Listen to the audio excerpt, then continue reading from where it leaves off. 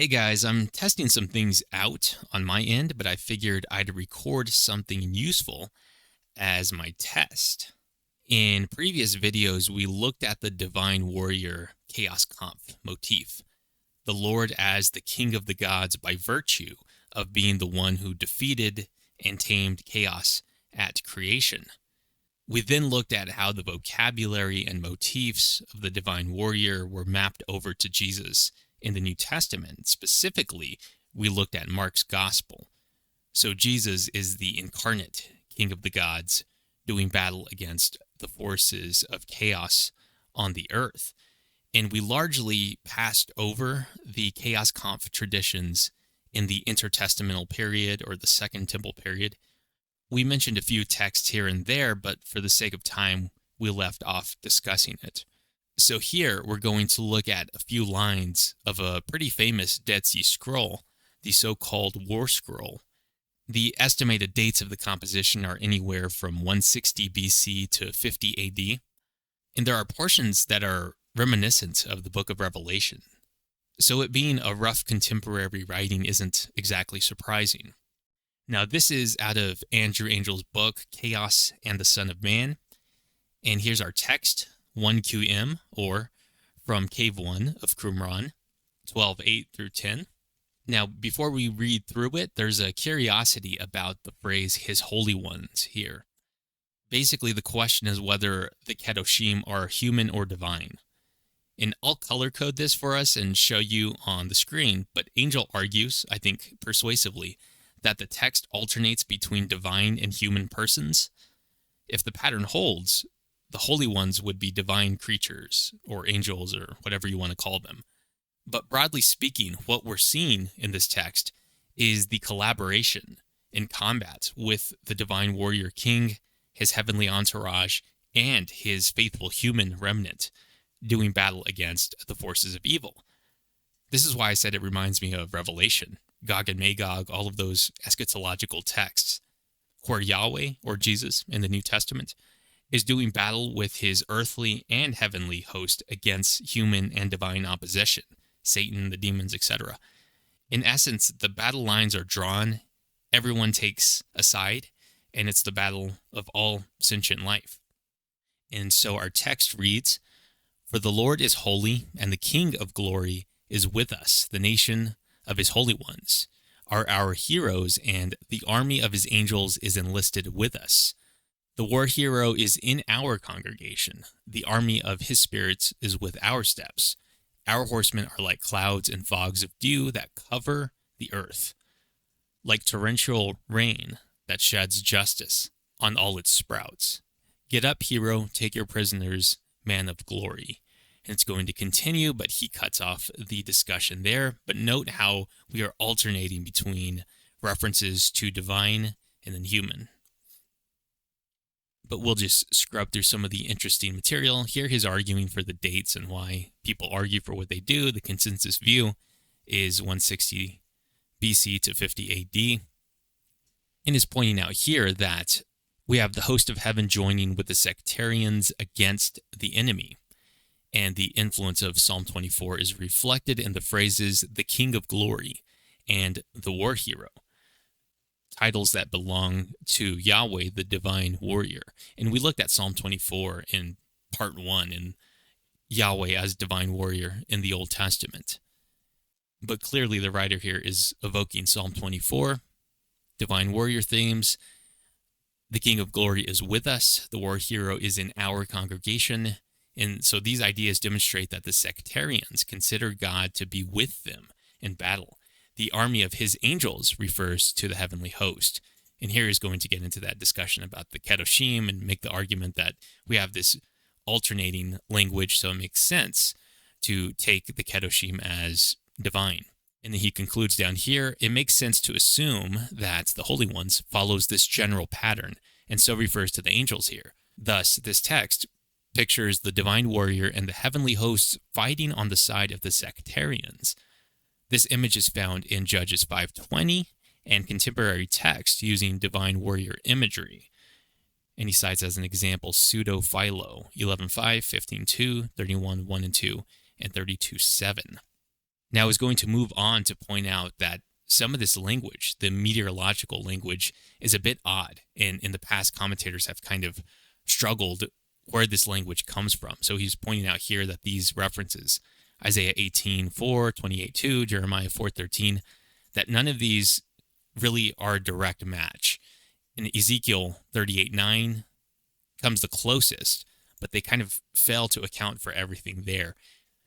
But we can take a look at these passages that he mentioned. Isaiah 18, verse 4, like a cloud of dew in the heat of harvest. Isaiah 28:2, we have this storm of hell, destroying tempest, storm, overflowing waters. Jeremiah 4:13, clouds, whirlwind. Ezekiel 38:9, you will advance, coming on like a storm. You will be like a cloud covering the land, so on and so forth. But Angel is pointing out that this language, it's close, but it doesn't really completely match, and it doesn't really explain everything. He says this might explain its similar use here, but it does not explain the references to fogs of dew and torrential rain in the military metaphor. However, the conjunction of these phrases and their use here can be explained in terms of divine warrior imagery.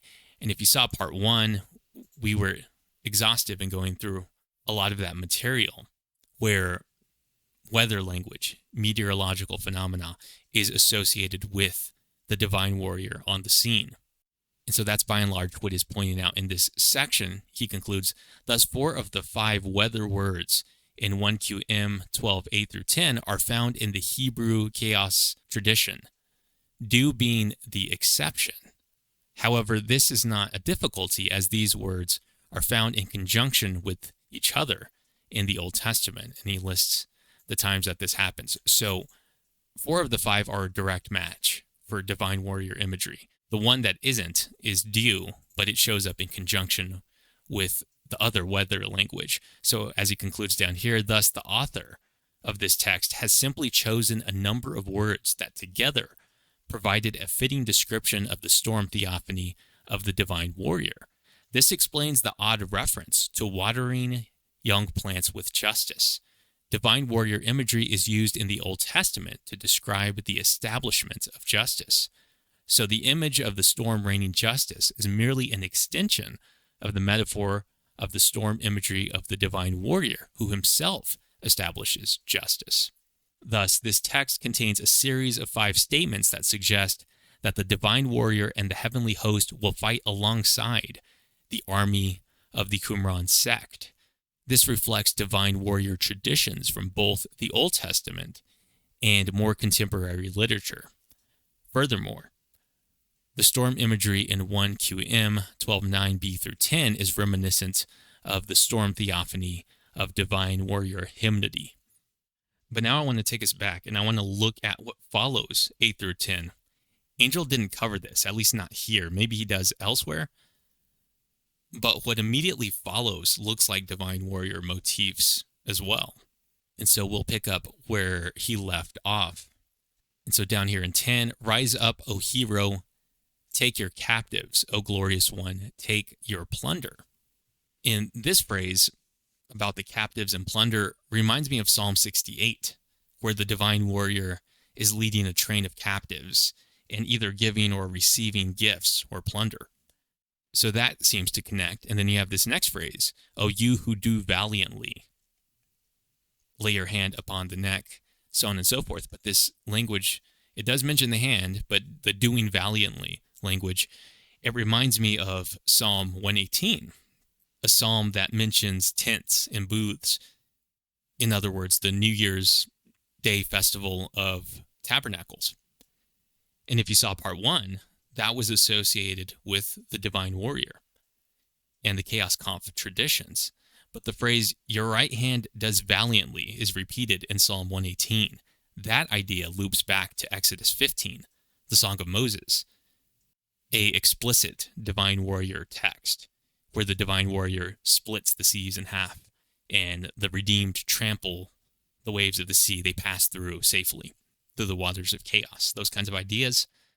And then, of course, these lines here about the hand on the neck of your enemies and your foot upon the backs of the slain, that sounds an awful lot like the trampling motif that you get in these divine warrior texts. So Job 9:8, in the New Testament, Jesus walking on the water, these kinds of ideas, they're pretty well known. And then even this next line, crush the enemies, your adversaries, and may your sword devour guilty flesh. This is a very interesting phrase because it reminds me of Isaiah 34, where the sword of the Lord is sated with blood and flesh of his enemies. They're being devoted to destruction, the harem idea, holy war vocabulary. And on my channel, I have Joel Reemsma's ETS presentation on Isaiah 34. And I would encourage you to check that out because he connects it to Psalm 82 and Deuteronomy 32:8. Very interesting stuff. In fact, the Net Bible actually translates Isaiah 34:5 as, my sword has slaughtered heavenly powers. That's rather interpretive, but it captures the idea of the Lord doing battle against the rebellious heavenly powers. This idea connects to Isaiah 24, part of the Isaiah apocalypse, Isaiah 24 through 27, which again, we looked at in the previous videos. Remember, the death of death is Isaiah 25 and 26. The grave gives up its dead, and Leviathan is slain in the sea in chapter 27. But in Isaiah 24:21, the Lord punishes the hosts, the armies on earth, and the hosts in heaven. In other words, the rebellious host, divine and human, are being punished. And this is precisely what's being described here in the War Scroll. And all of this from a few lines from a Dead Sea Scroll, and there's much more we could discuss, but this will suffice for my test video. Hopefully for the dozens of you that see this video, it'll be interesting or useful, but I'll see you guys next time.